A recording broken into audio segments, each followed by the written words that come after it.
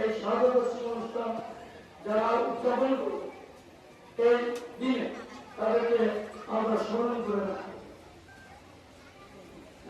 শহীদ রাষ্ট্রপতি জিয়া রহমান সম্বন্ধে যদি করতে হয় তাহলে সারাদিন সারা রাত করতে।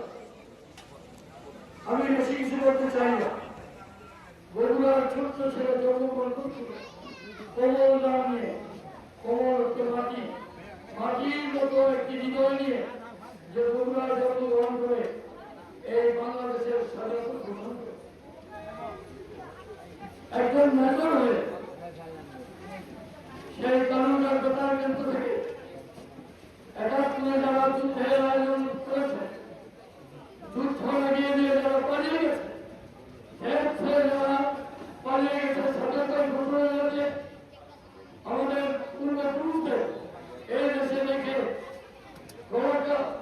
ঘোড়াগুলি অন্ধকারে রেখে যারা কোনোদিকে নষ্ট করেনি, ভারতের এই হোটেলে বসে যারা ভর্তি করেছে, ঠিক সেই সময় এই ৭১ যখন আমরা অন্ধকারের মধ্যে পাকিস্তান হানাদার বাহিনী নির্যাতনের শিকার হচ্ছিল, ঠিক সেই সময় কারণের কেন্দ্র থেকে একটি কংস বেঁচে উঠছিল।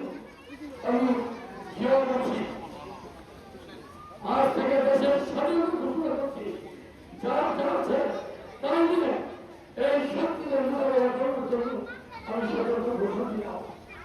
সেদিন থেকে সেই কারণের কেন্দ্র থেকে যে আমার স্বাধীনতা ঘোষণা দিয়ে বসে থাকেনি, নিজে যুদ্ধ করেছে, তার স্ত্রী সন্তান মৃত্যুর মুখে রেখে বিপদের মধ্যে রেখে যে আমার নিজের যুদ্ধ করেছে, একটি জেট ফুস তার জন্য একটি জেট ফুস করে নয় সেক্টর করার জন্য যে আমার সেদিন স্বাধীনতার যুদ্ধ করে নয় যুদ্ধ করে দেশের স্বাধীনতা করে